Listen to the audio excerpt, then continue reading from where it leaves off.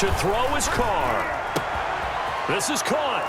And he is in. Touchdown, Raiders.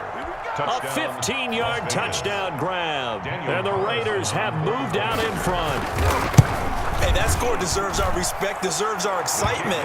But I'm looking at the clock, and I'm thinking, there's a long way to go in this one. Ideally, they would have liked to milk a little bit more time off. Now on the other sideline, you start to get the crew together and say, this is what we practiced a 2-minute drill for, right? Yeah, you hope you've been in that situation before, and if you haven't, you just have the confidence, hey, let's go down there and get this thing done. But, boy, that's a big score right there to give them the advantage. On the return, the Browns take over 1st and 10.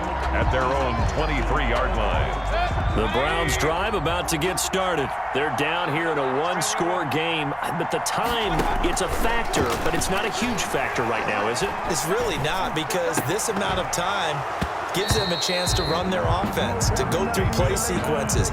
And this is what they work on every week in practice, usually on a Friday. They go over this type of a situation, late game situation. What are we going to do when we have the opportunity? They've called these plays a bunch of times. Now's their chance to execute them. And they have the opportunity now. Here's the execution. 9 yards, and that leaves him just short, so it'll be 3rd and less than a yard. The last catch nearly got him a first, but it did not, and they'll try to convert on 3rd and inches.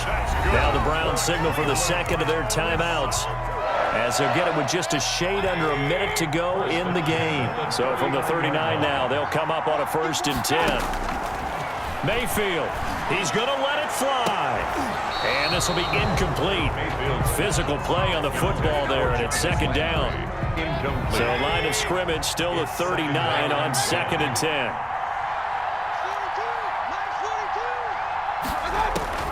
Here's Mayfield. Going back to Landry. This time he's got him. Complete. 9 yards, not quite enough, and they'll be left now with 3rd and 1. Came up a little short on the last pass play. They did get 9 yards out of it, leaving him with his 3rd and 1. And this is caught. He hits Landry. And he's able to take it across midfield before going out of bounds. Back-to-back receptions for him, and it's another 1st down. At the 47-yard line. Play action now. Here's Mayfield. Flush to his right. Now a desperation throw. And this is caught inside the 5. And finally out of bounds inside the 5 at the 4. It's a big play there for the Browns. 43 yards. A looming decision to make on the conversion, down 7. But first things first, they need to score as they come up on 1st and goal. Escaping the pressure right. He'll get 3 yards on the scramble there. It's 2nd down.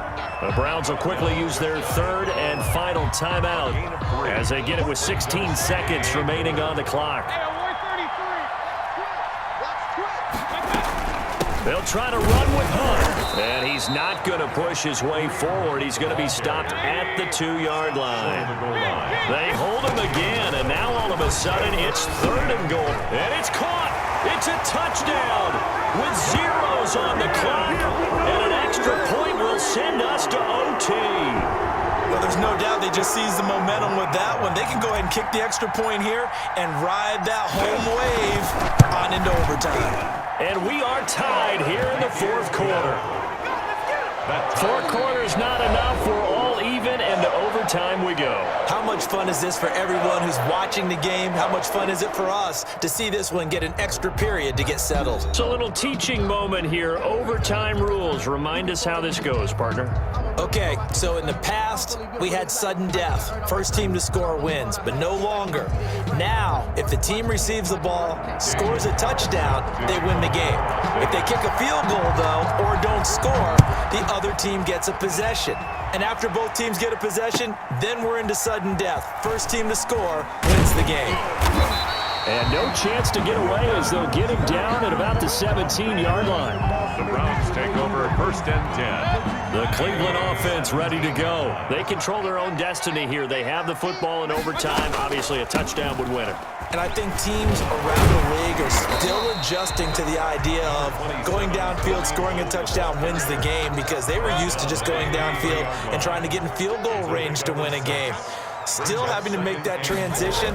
Let's face it now, the ones who are doing it best know they need to go down, attack, put the ball in the end zone, and not leave it up to a field goal and give the other team a chance. As we said, they control their own destiny now. Brings up 3rd and 2. Hoping to keep this OT drive alive. Now they face a 3rd and 2. And again, it's Chubb. And he's able to pick up the first before he's taken down at the 27. It'll be a 2-yard gain, and it'll give him a fresh set of downs. At the 27-yard line.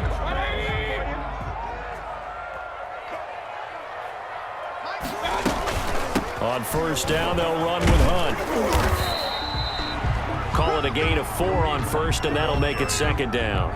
Well, on every play call, you realize it's not going to go for a touchdown, so a lot of your calls are setting things up for maybe later in the game, trying to establish the inside run with toughness now, hopefully get to the perimeter later, and let's face it, you could do worse than a 4-yard run on 1st down.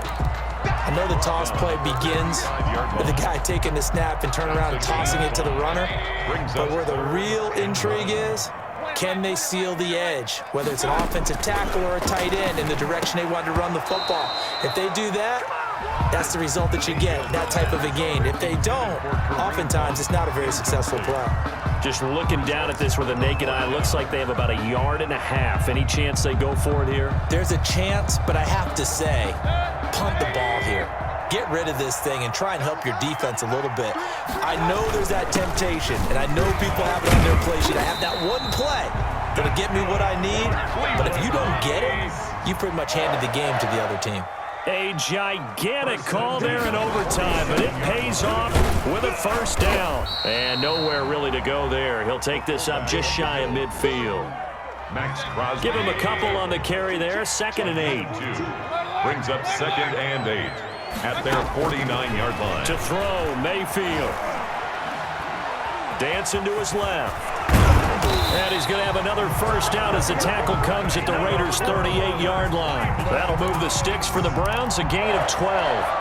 Looks to me, partner, like he's learned a little bit because earlier in the game, I think he's trying to force a lot of throws into some windows that just weren't open. Yeah, the interceptions had plagued him, especially a 2nd interception, really a bad throw. So maybe a better decision there. Yeah, no doubt about it. I think he learned from earlier in the game, and he's applying it now. It's a 6-yard gain on the ground, and that'll make it 2nd and 4. Brings up 2nd and 4. Out of the gun, they run it with Hunt. And he's going to be close to a 1st down as he gets this to the Raiders' 26. Call it a gain of 7, and it gets him a new set of downs. 1st and 10 at the 26-yard line. Now Chubb. And he's into the end zone for the touchdown and the game winner in OT. Touchdown. Partner, a great game that we got to see and making it extra special. Not only did I get 4 quarters with you in this one, I got some overtime, a little whipped cream on top. Look at you, trying to make this whole thing palatable. I just want you to pay for my meal later. You really just wanted 4 quarters, what you wanted. But how much fun was that? We had that type of a game where we got us to overtime, and then we get the dramatic ending to finish things off as well. What a game. So that's a wrap for Charles Davis. I'm Brandon Gunn. And this has been a presentation of the NFL on EA Sports. For more, check us out at easports.com. It's a win for the Browns, and they're happy in the dog pound as we say so long from Cleveland.